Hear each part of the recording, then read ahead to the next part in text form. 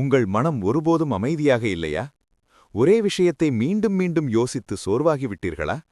நாம் பல நேரங்களில் உண்மையான பிரச்சனையால் அல்ல, அதை பற்றி அதிகமாக யோசிப்பதால்தான் சிரமப்படுகிறோம். நம் எண்ணங்களால் பிரச்சனை இல்லை, அதை பிடித்து வைத்திருப்பதே பிரச்சனை.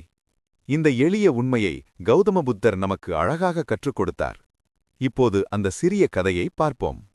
ஒரு மனிதன் கௌதம புத்தர் அவர்களிடம் சென்று கேட்டான், என் மனம் எப்போதும் அமைதியில்லாமல் இருக்கிறது ஏன்? எனக்கு ஏன் இவ்வளவு அதிகமான எண்ணங்கள் வந்து தொந்தரவு செய்கின்றன?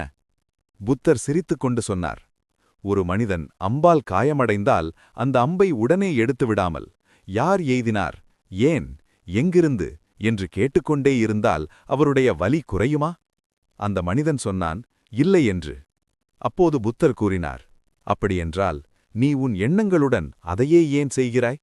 நாம் துன்பம் அனுபவிப்பது எண்ணங்களால் அல்ல, அவற்றை மீண்டும் மீண்டும் யோசித்து பிடித்து வைத்துக் கொள்வதால்தான்.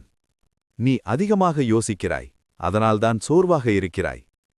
எனவே நம்மால் கட்டுப்படுத்த முடியாததை விடுங்கள். இப்போதைய தருணத்தில் இருங்கள். அப்போது உங்கள் மனம் இயல்பாக அமைதியாகும். இந்த மாதிரி வாழ்க்கையை மாற்றும் சிந்தனைகள் வேண்டுமா? இந்த வீடியோவை லைக் பண்ணுங்க மற்றும் சேனலை சப்ஸ்கிரைப் செய்ய மறக்காதீர்கள்.